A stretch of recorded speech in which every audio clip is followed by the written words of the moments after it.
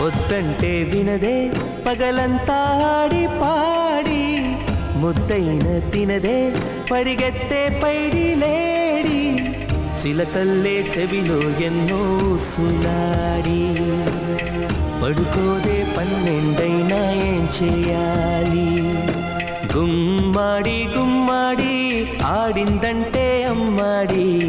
daddy ఊపిరిలో మురిసే కూచిపూడి